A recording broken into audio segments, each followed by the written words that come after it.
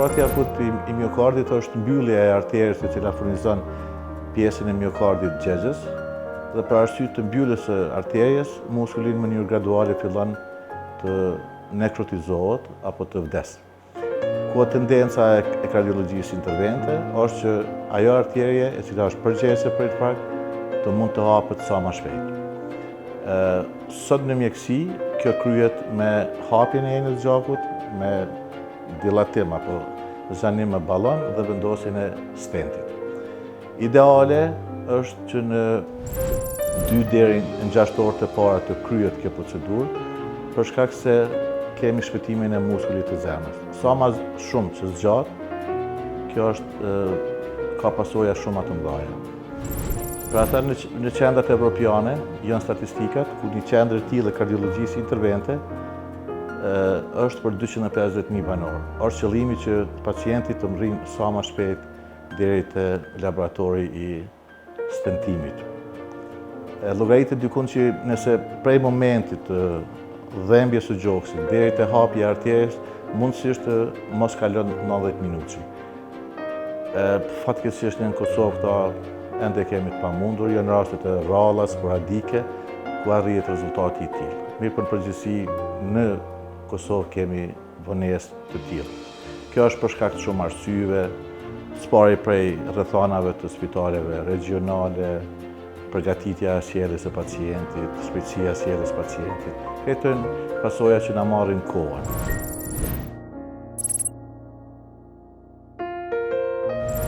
Kemi raste kur një numër I caktuar I pacientave janë të moshës së re, edhe drejtohen te kardiologu për shkak të dhimbjes së gjoksit.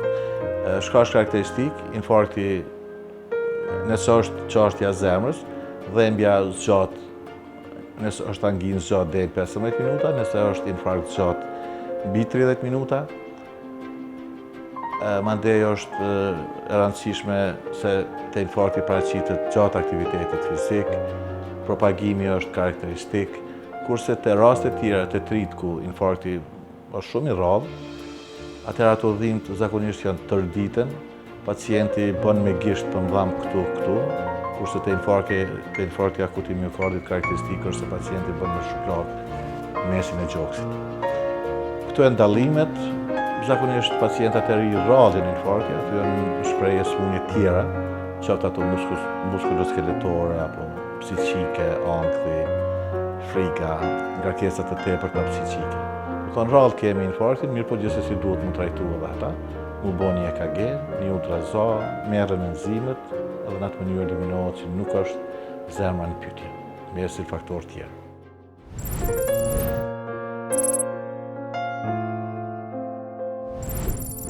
Faktorët e infarktit akut të miokardit, shkenca I ndan në dy grupe të mëdha, aty ku mundet me ndiku edhe ku nuk mundet me ndiku shkenca.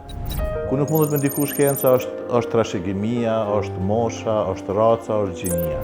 Kurse aty ku mundet me ndiku shkenca është stresi dhe pimja duhanit janë të rënditura në vendin 1-2, mandej vijnë faktorë tjerë, hipertensioni arterial, smundja e sheqerit, niveli I lartë I ynyrës në organizëm, mos aktiviteti fizik, pesha, pija e tepërt të alkoolit.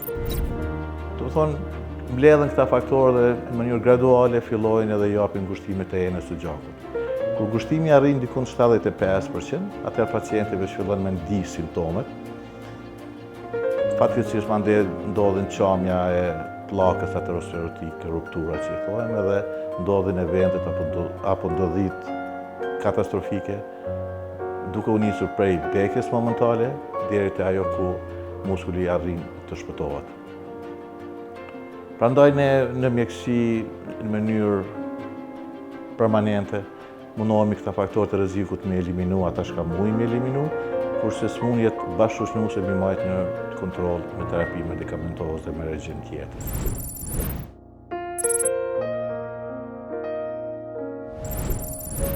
Manifestimet e infarktit janë kryesisht dhembja e gjoksit, e cila është në pjesën qendrore të gjoksit, është në formë shtrëngimit apo në formë të rëndimit, me propagim në krye, ndjen me shku në shpinë. Mandej është ndjenja e vdekjes së shpejtë, pacientin nëse përfshihen endë përkatëse, mund të pas edhe ndjenjë të vjelljes, nauze. Këto janë simptomat klasike të infarktit akut të miokardit. Si është mjekimi, trajtimi, sa më shpejt të bëhet hapja e enës së gjakut.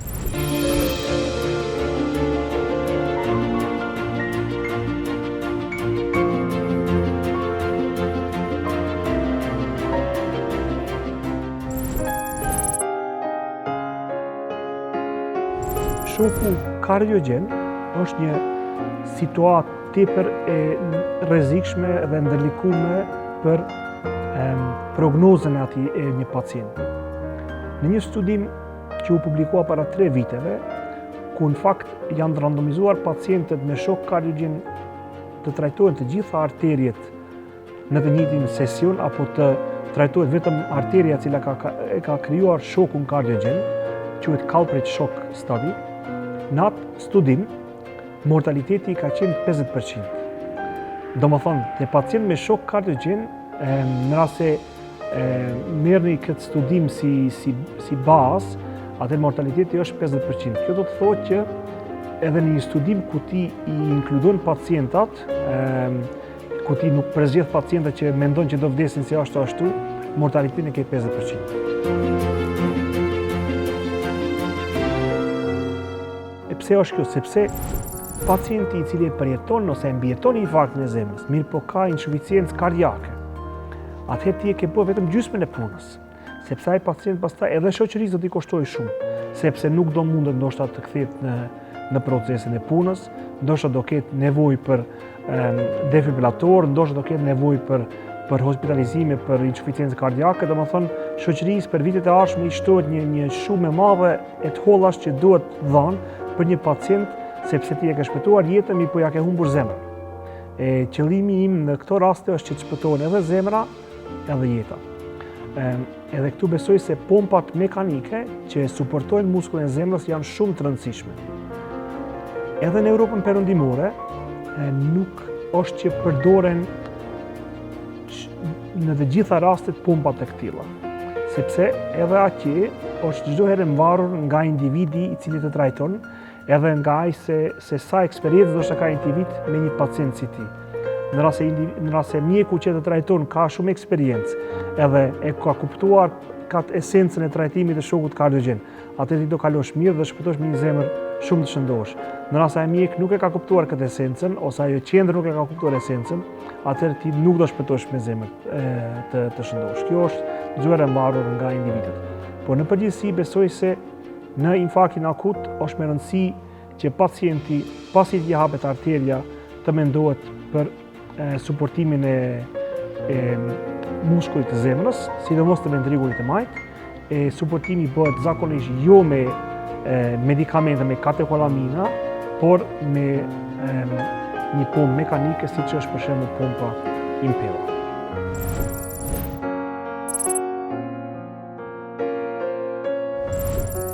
Në trajtimin e infarktit të miokardit, zakonisht arteria është mbyllur sepse ka trombë, domethënë një trombozë, si themi trashje e gjakut në atë region aty që e ka mbyllur arterien.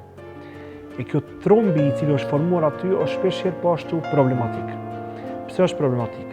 Sepse çdo manipulim mekanik në atë zonën ku është trombi shkakton që trombi të embolizojë në pjesën distale të arterës dhe të mbylli artere tjera të vogla. Fundi fundit, me rëndësi është që të hapet arteria sa më shpejt që mundet, që të ketë qarkullim të gjakut në arterien koronare, mirë po, është me rëndësi që gjatë hapjes së kësaj mos të bëhet dëm më i madh se sa që është bërë deri tani. Ekziston një fenomen i cili quhet no reflow phenomenon. No reflow do me thonë është që nuk ke më qarkullim të gjakut. Kjo ndodh sepse duke implantuar stentin, duke fryer dhe ballonat të mëdhenj, shkon aq shumë tromb në mikrocirkulacion, sa krejt mikrocirkulacioni bllokohet, edhe ti pastaj e ke hapur arterien, e ke të hapur, mi po ai nuk qarkullon sepse gjithçka poshtë është e bllokuar. Si mund të evitohet pra kjo? është provuar në të kaluarën që trombi të aspirohet, domethënë të hiqet në mënyrë mekanike nga aty. Mirëpo këto studime për fat të keq nuk kanë dalur të suksesshme. Shkaku është, besoj unë, që te një pjesë e pacientëve atë që një pjesë ke mundur ta hekish nga arterja, ta largosh trombin, po duke u munduar të marrësh trombin me vete, një pjesë e ke embolizuar në pjesën distale. Janë provuar medikamente të ndryshme që në një mënyrë për ta rezolvuar trombin, për ta zhdukur trombin në mënyrë farmaceutike.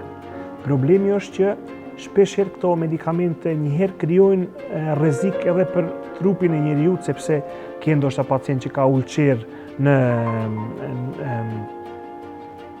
lukth, ke pacient që ka pasur ndoshta ndonjëherë gjakderdhje në tru dhe tani jep një medikament që hollton gjakun aq shumë që ai mund të ketë gjakderdhje, nuk është shumë mirë. Por interesant, edhe te zemra nuk kanë rezultuar si shumë të suksesshme, sepse muskulli i zemrës ka vuajtur për një kohë, edhe tani kur e hap arterien te ky muskull i cili ka vuajtur, ti ke mundësi të krijosh hemorragji në miokard. Edhe mundohesh bosh mirë për arteriet, mirë po te muskulli ke hemorragji, kështu që ndoshta dëmton zemrën më shumë. Unë mendoj se këtu ka hapësirë për trajtimin e pacientëve që për shembull të implantohet stenti dhe kur ka shumë tromb, mos mundohesh të shkosh në rezultatin optimal që në fillim, por që ta vonosh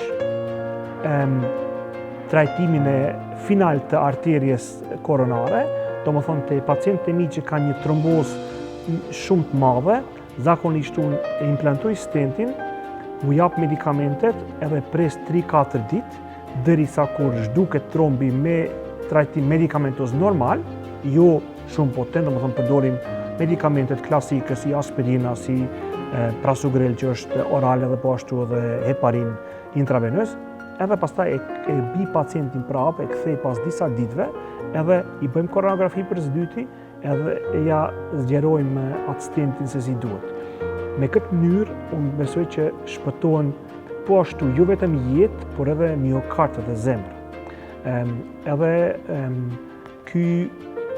Kjo është diçka që është duke u zhvilluar tani, jam i sigurt që në të ardhmen trajtimi i miokardit nuk do jetë në të gjithë pacientët si tani që bëhet, që në një takim të kryesh gjithçka që bëhet, sepse besoj që edhe tjerë kolegë do vazhdojnë me këtë proces, ka bile spitale ndryshme të cilët kanë filluar të punojnë kështu, edhe në një mënyrë unë besoj se në të ardhmen do të kemi më shumë kualitet në trajtimin edhe të miokardit, të infarktit të miokardit, sepse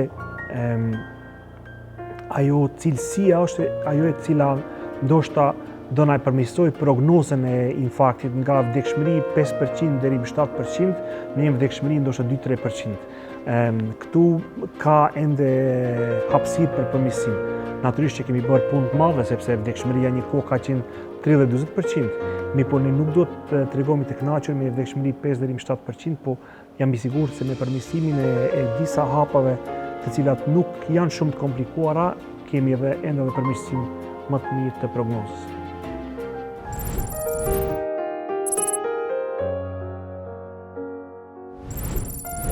Në rast se kalojmë te pjesa më kronike e sëmundjes koronare, domethënë largohemi tani nga infarkti, por vazhdojmë te pjesa kronike, ai që quhet chronic coronary syndrome, domethënë sindromi koronar kronik, jo sindrom koronar akut. Sidomos në këto vende, këtu në hapësirën ballkanike, po ashtu edhe në Perëndim, ka një numër të madh të pacientëve të rinj.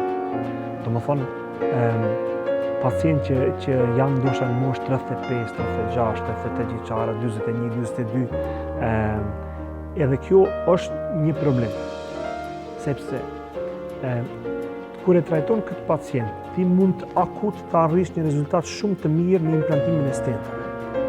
Mirëpo, stenti tani është bërë diçka e përfolur në Kosovë dhe çdo fëmijë e vogël edhe çdo plak 87 vjeçar din çka është stenti.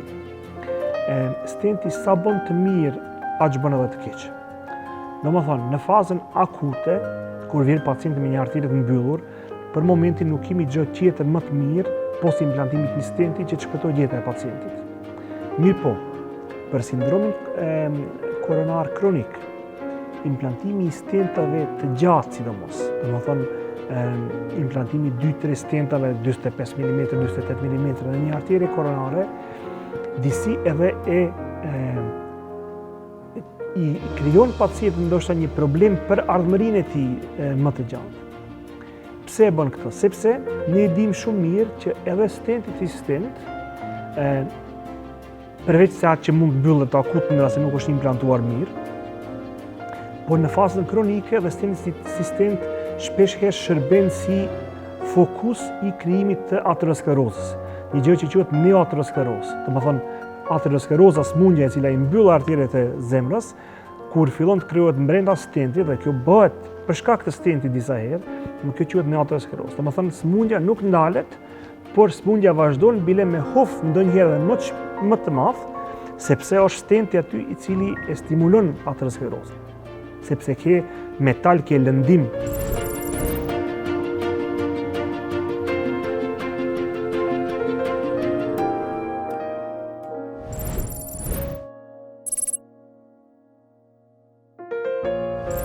Të evitohet lindja e smundjes koronare, domethënë me gjithë ta faktorët e rrezikut që të modifikohen aq mirë që pacienti mos bëjë smundje koronare. Mirë po kur e ka bërë smundjen koronare, edhe kur pacienti vjen tani edhe ka nevojë për implantimin e një stenti për hapjen e asaj arterjes, ne duhet të mendojmë më tuqi. E më tuqi do të mendojmë duke u larguar nga implantimi i stentave, edhe duke shkuar në përdorimin e ballonave të cilët janë të muluara me ilaç, që quhen drug eluting balloons ose drug coated balloons. Kjo është një metodë relativisht e re për trajtimin e smundjes komplekse koronare. Për trajtimin e smundjes jo shumë komplekse të degëve të vogla, kjo bëhet qemoti në shumë vende të botës. Ekziston një studim klinik ku kemi marrë pjesë edhe ne si klinik, Basket Small.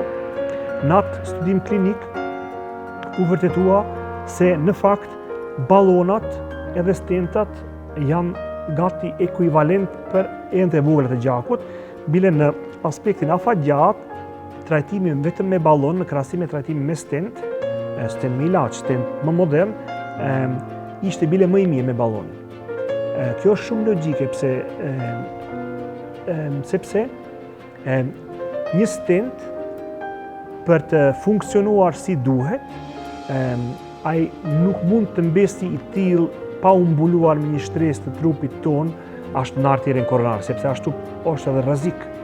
E tani, stenti kur fillon të shërohet, domethënë të krijohet shtresën që quhet neointima, edhe intima pjesa më e brendshme e arterjes që rritet mbi stent, ai stent kur do fillojë ta krijojë atë, domethënë do fillojë njëkohësisht të ngushtohet, sepse nuk do rritet stenti më shumë se aq, domethënë ai stenti që kur ja ka implantuar pacientit, e tani kur e ke një stent i cili është 2.5 mm për shembull, edhe ajo fillon të shërohet edhe në çdo anë stentit fillon ta humbish nga 0.3-0.4 mm, në ti mas 6 muajve të një pacient mund të mbesi diametri për 2.5 mm të mbesi vetëm 1.6-1.7 si start.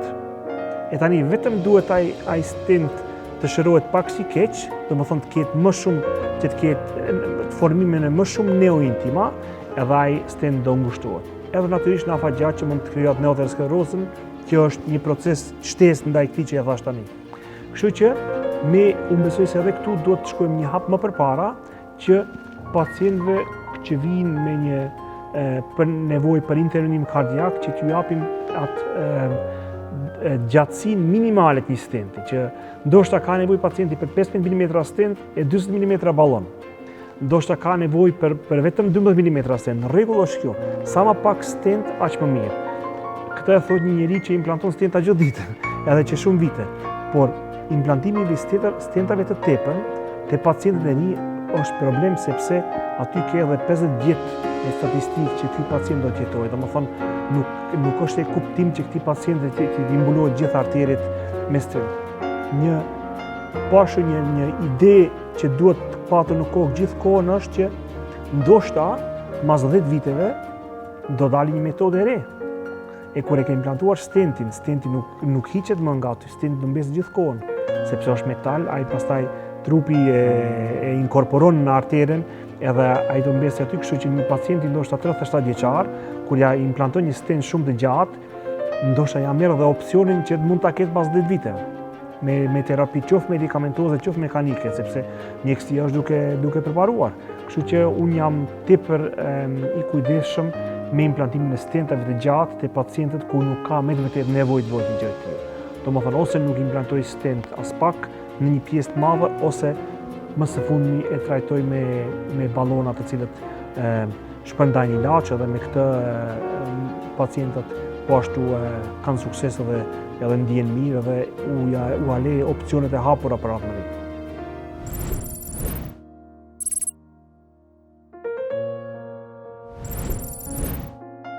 Kur flasim për cilësinë në implantimin e stentave, përdorimin e ballonave, atëherë patjetër të flasim për metodat e imazherisë intravaskulare. Domethënë që të shihet që në arterien koronare se si është morfologjia njëre para. Në morfologjinë shihet a ka për shembull të ajo artere shumë kalcifikime. Kur ka kalcifikime, natyrisht që ajo artere do të përgatitet pak më ndryshe për implantimin e një stenti. Kur ka shumë për shembull lipide, edhe ajo është një situatë pak më qete, sepse te lipidet nuk do të jesh shumë agresiv me ballonimin e arterjes, sepse shkakton embolizim distal. Kur ka shembull shumë inde kolagjenike, atëherë do të trajtosh pak më ndryshe, sepse zakonisht do të përdorësh një ballon i cili pret ato indet. E këto informata këtë i sheh me imazheri intravaskulare, e sidomos një metodë e cila quhet OCT, Optical Coherence Tomography. Me metodën e OCT, përveç se shef morfologjinë, ti e matë diametrin e saktë të arterjes. Domethënë ti e din kjo arteria ka 3.5 mm, 3.7 apo 2.7. Komplikimet që mund të ndodhin, që për shembull arteria të pëlcasi prej tensionit që e ke përdorur ose prej ballonit të madh që e ke përdorur, është sepse ti ke menduar që arteria është 3.5 mm, kurse ajo ndoshta ka qenë vetëm 3.2. Edhe arteria mund të pëlcasi, edhe pacienti mund të ketë tamponat, emergjencë tjetër të madhe, disekacion të madh, e tjera. Domethënë, duke përdorur imazh intravaskular, ti e ketë mundur të punosh shumë më saktë.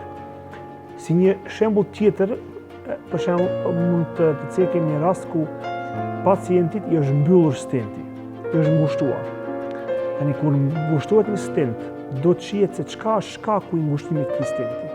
A është shkaku sepse stenti i parë implantuar nuk është hapur si duhet, që është shumë shpesh sidomos në arteret kalcifikuara, apo është shkaku për shembull sepse pacienti ka formuar shumë neointima, domethënë është shëruar stenti, po është shëruar si tepër, rasti klasik të pacientit me diabet. Sepse derisa te njëra metodë ose te njëri shkak, kur është shembull stenti i implantuar më herët, që quhet under expansion, nuk është implantuar mirë, domethënë aty është kryesore të hapet stenti edhe një herë si duhet, sepse është stenti shumë i vogël për arterien koronare. Kurse në rastin tjetër, kur e shef se ka shumë neointima, atëherë din që ky pacient është i vështirë të trajtohet me stenta, sepse ky nuk reagon mirë ndaj stentit. Kështu që te njëri mendohesh të bësh bypass, sepse ndoshta ajo do ishte metoda më e duhur, kurse te tjetri do mundohesh ta hapish më së miri dhe do përdorish metoda më të avancuara që të hapet arteria kalcifikuar. Domethënë kjo ka implikim direkt në trajtimin e pacientit, dhe në rast se ti don të punosh mirë dhe sakt, patjetër që të kesh një metodë të tillë. Natyrisht që këta metoda disa herë kushtojnë, por pacienti i cili nuk trajtohet mirë mund të kushtojë edhe afat shkurtër edhe afat gjatë. Kështu që më mirë investo, kjo është ajo që mendoj unë dhe ajo që mendohet në vendin ku unë punoj, që kur ta bësh, ose mos e bë hiç, ose bëre mirë. Kur e bën mirë, atëherë kualiteti do justifikojë edhe çmimin e lartë, sepse në aspekt afat gjatë, 5 vjeçar, 10 vjeçar, ato të holla më nuk harxhohen për zdyti ose për streti.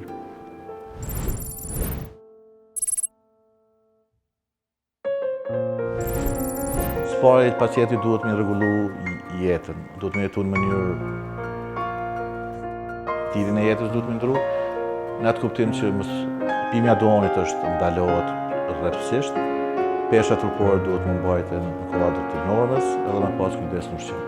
Pas këtyre faktorëve, pacienti merr spaku një vit, e merr terapinë e dyfisht antiagreguese, aspirin edhe një lloj tjetër, merr tableta për yndyrë, po që ato shërbejnë për mi zvoglu nivelin e yndyrës në gjak, ato shërbejnë edhe për mi stabilizu plakat aterosklerotike. Ajo është terapi gjithë jetën. Kurse njëri prej antiagreguesve mirret tërë jetën. Mënyra e testës ato që ka përmendëm, kontrollat e mjeku, mas tentimit, mas vendosjes tentit, zakonisht pacienti bën kontroll mas 1 muaje, mas 3 muaje pastaj, duke lypur analizat laboratorike, ku kryesisht përfshihen lipidogrami, glikemia si dhe transaminazat, kryet mas disa muaje ultrazani i zemrës, edhe pacienti është në mbikëqyrje të kardiologut ordinues.